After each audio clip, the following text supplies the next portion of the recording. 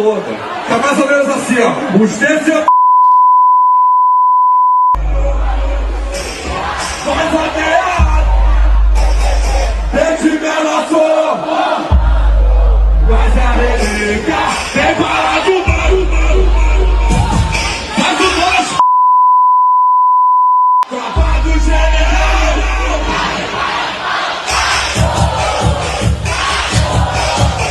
tropa do general. Eu acabei de ler a decisão do Alexandre de Moraes determinando a prisão preventiva da deputada federal Carla Zambelli. Do lado de fora do complexo de Bangu, uma multidão. Familiares, amigos e fãs do MC Pose do Rodo aguardavam a saída da prisão depois da justiça expedir o alvará de soltura dele. A decisão é do desembargador Peterson Barroso, da 2ª Câmara Criminal do Rio. O magistrado afirmou que a prisão não se sustenta, pois não ficou demonstrada que era imprescindível para a investigação, pois foi alvo de um mandado de prisão temporária. Bom, para quem não sabe, a 3ª Vara Criminal Federal de São Paulo condenou o comediante Léo Lins a 8 anos e 3 meses de prisão em regime fechado.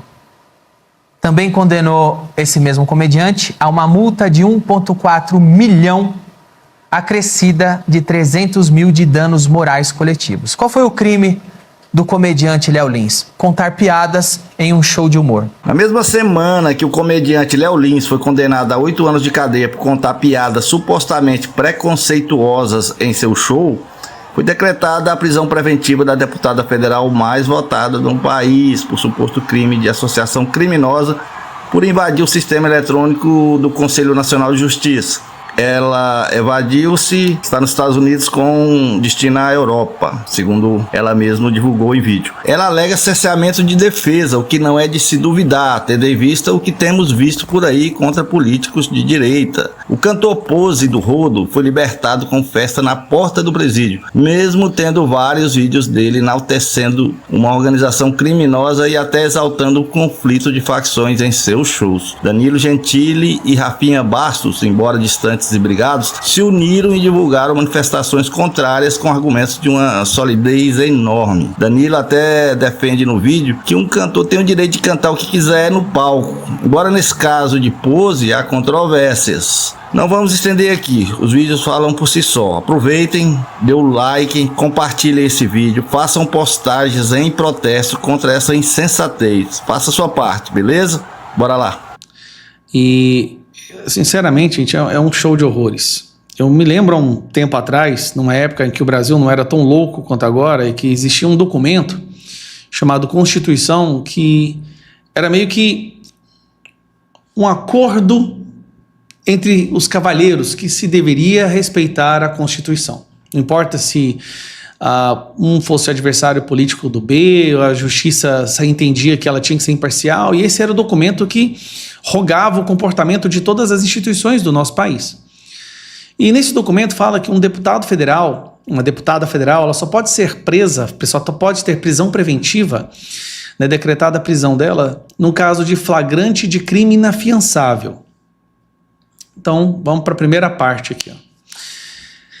Na decisão do Moraes, ele fala que ela perda do mandato parlamentar da ré Carla Zambelli, decretada a comunicação após o trânsito julgado à mesa da Câmara dos Deputados. Tá? Então, vocês têm que passar pela mesa da Câmara dos Deputados. Não passou ainda, ou seja, ainda Carla Zambelli é uma deputada federal. Pode odiar ela, o Moraes pode odiar o tanto que for, mas ela ainda é uma deputada federal. A mulher mais eleita, que recebeu mais votos no Brasil nas últimas eleições. E mesmo assim, ele decreta a prisão preventiva sem haver um crime inafiançável, um flagrante de crime inafiançável.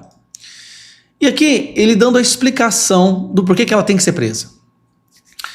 A condenada Carla Zambelli, no exercício do mandato parlamentar, momento que deveria zelar pelo equilíbrio e harmonia entre os poderes, tá? A deputada, então, deve zelar pela harmonia e equilíbrio. Não é o STF que deve zelar também, não. Mas escreveu: dedicou-se a ações criminosas destinadas a desacreditar o poder judiciário e suas autoridades.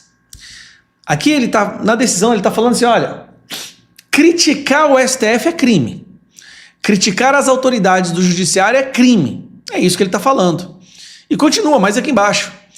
na divulgação de notícias fraudulentas, no ataque à lisura das eleições e nas agressões ao Poder Judiciário. O que é a agressão ao Poder Judiciário que a Carla Zambelli fez? Críticas contundentes. Ela foi eleita para fazer isso. E continua. Condutas criminosas para tentar desacreditar as instituições brasileiras e atacar o próprio Estado Democrático de Direito. O que é isso?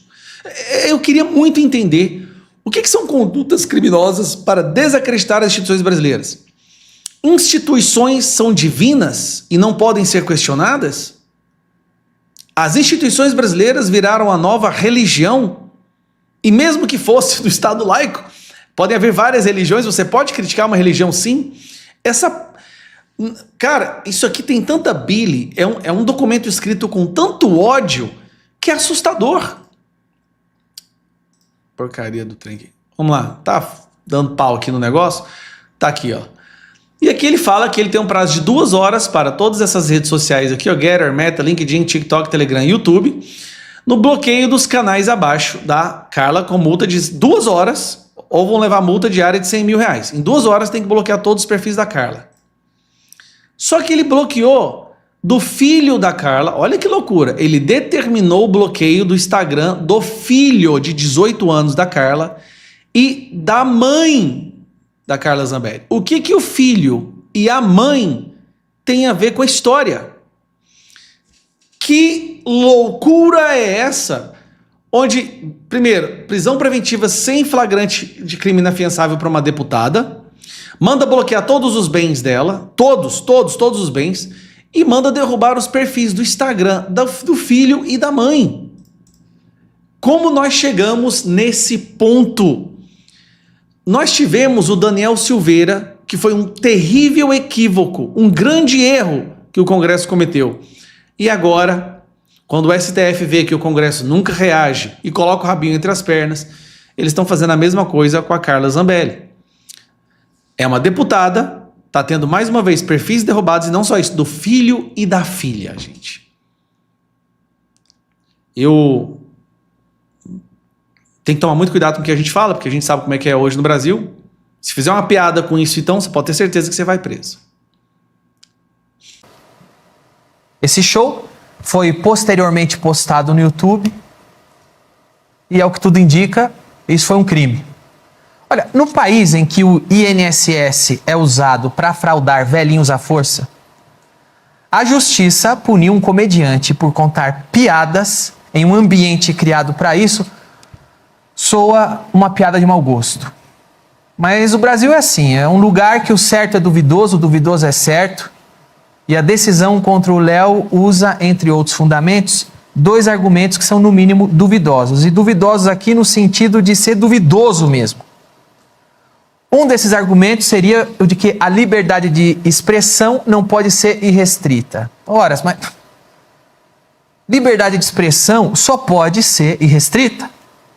Todos que expressam uma opinião, seja no teatro, na poesia, na música, na ficção, no livro ou em forma de uma piada, todos podem ser criticados, questionados e até acionados em processos civis.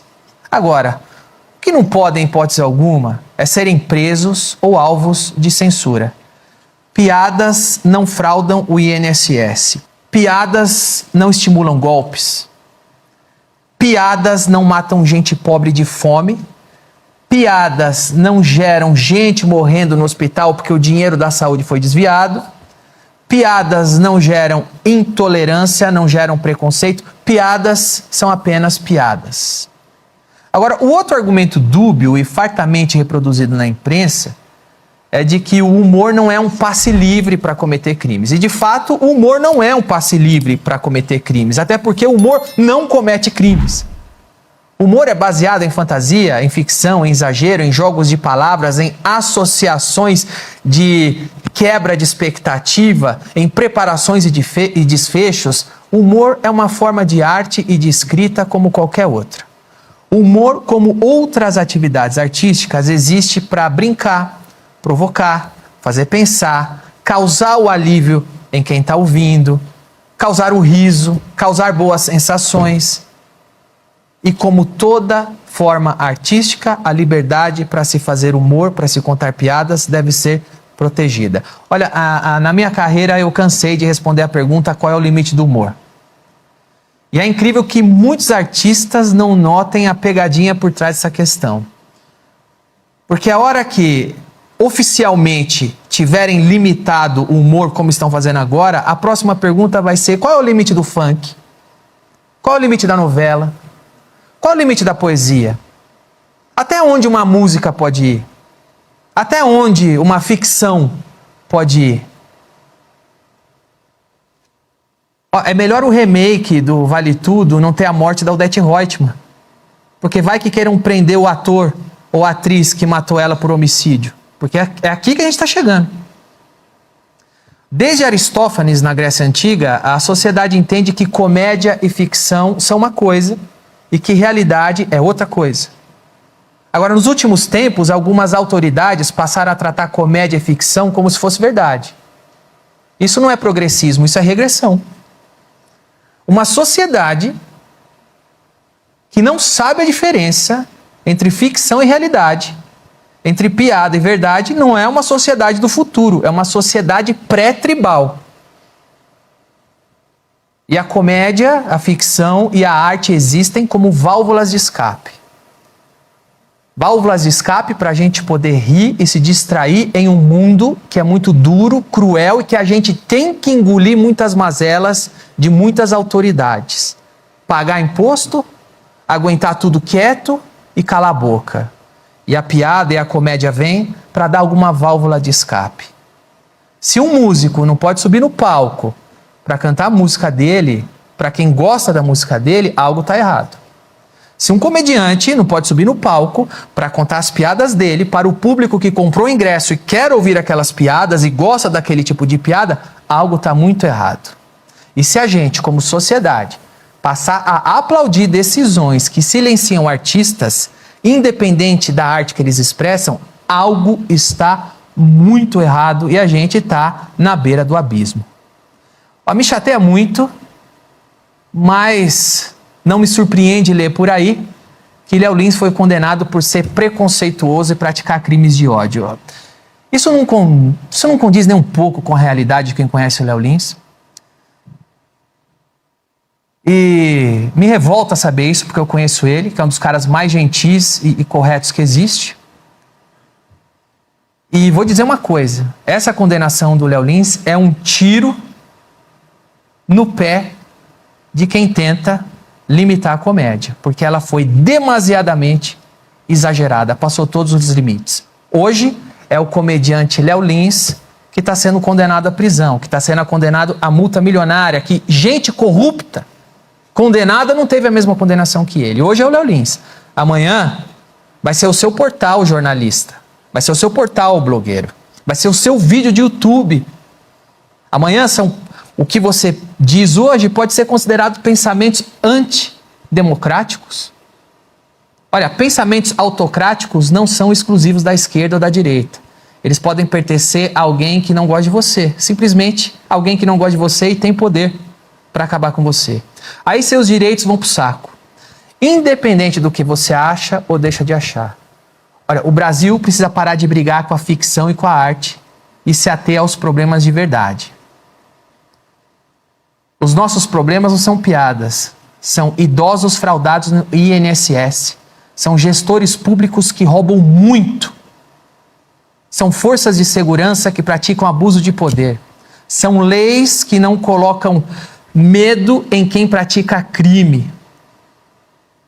Intolerância é receber um tiro na cara por causa de um celular. Crime de ódio é bater em mulher por causa de uma aliança. Danilo, isso é populismo, misturar INSS para defender seu amigo comediante, sua profissão. Você acha que é exagero? Você acha que é populismo meu? Então sai na rua e pergunta para qualquer taxista, qualquer frentista de posto de gasolina, qualquer garçom, qualquer trabalhador, qualquer pessoa que está na rua. Pergunta para qualquer pessoa, o que você prefere? Um comediante preso porque contou piada ou ter segurança para andar com seu celular na rua? O que você prefere? Calar a boca de um comediante e multá-lo em não sei quantos milhões de reais porque ele contou uma piada? Ou prender corrupto?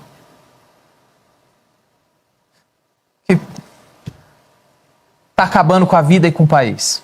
O Léo Lins pode recorrer em liberdade à condenação à cadeia. E eu estou aqui torcendo para que o Léo Lins consiga reverter essa condenação e continue livre. Isso é uma vitória para o meu amigo, que eu conheço muito bem, para a comédia, que é a profissão que eu pratico, para a arte, que é a classe, embora muita gente não queira admitir, a classe que eu e o Léo pertencem. Então, para o Léo Lins e para todos, eu desejo que todos continuem livres. Essa é a segunda vez aqui no Brasil que um comediante é condenado à cadeia em primeira instância. A primeira vez aconteceu comigo, alguns anos atrás. E eu fico na torcida para o bom senso prevalecer na segunda instância do Léo Lins, assim como prevaleceu na segunda instância da minha condenação. Eu torço para que o Léo não seja preso. A gente não precisa dessa piada de mau gosto, que é prender comediante por contar piadas. Eu espero de verdade que na segunda instância do Léo Lins o bom senso prevaleça, como prevaleceu na segunda instância daquele processo que eu também fui condenado por contar piadas. Valeu. Léo Lins condenado a 8 anos de prisão e uma multa milionária por causa de piadas que ele fez no palco.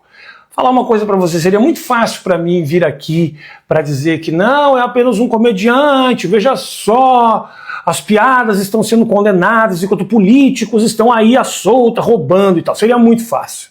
Mas a verdade é o seguinte, eu concordo completamente com essa punição, entendeu? Um artista não pode se utilizar da tal da arte para praticar crimes.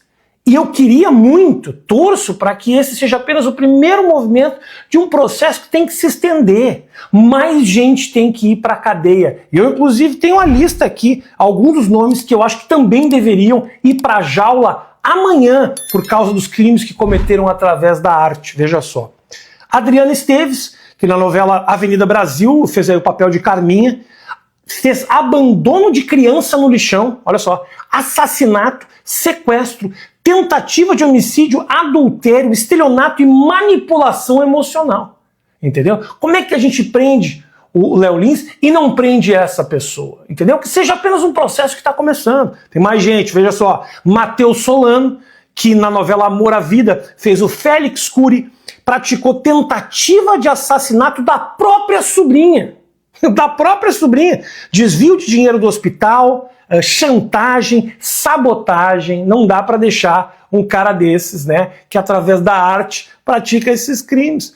Temos aqui a Odete Reutemann, que inclusive agora volta com tudo, né, no papel aí da Débora Bloch, porque a Beatriz Segal morreu antes e não pagou pelos crimes que cometeu, que são os mesmos crimes cometidos agora pela Débora Bloch, de corrupção, chantagem, lavagem de dinheiro e envolvimento com esquema de drogas, tá? E o último caso, que estou apenas começando a citar alguns que eu acho que deveriam ser presos, é a Renata Sorrah, entendeu? Que fez o papel de Nazaré Tedesco em Senhora do Destino, que praticou sequestro de bebê. Vou falar para vocês, eu nem sequestrei, fiz uma piada e tive que pagar uma fortuna. Essa menina aqui, a Renata Sorrah, sequestrou um bebê e tá aí, livre, né, às soltas, aí, sem pagar pelo crime que cometeu.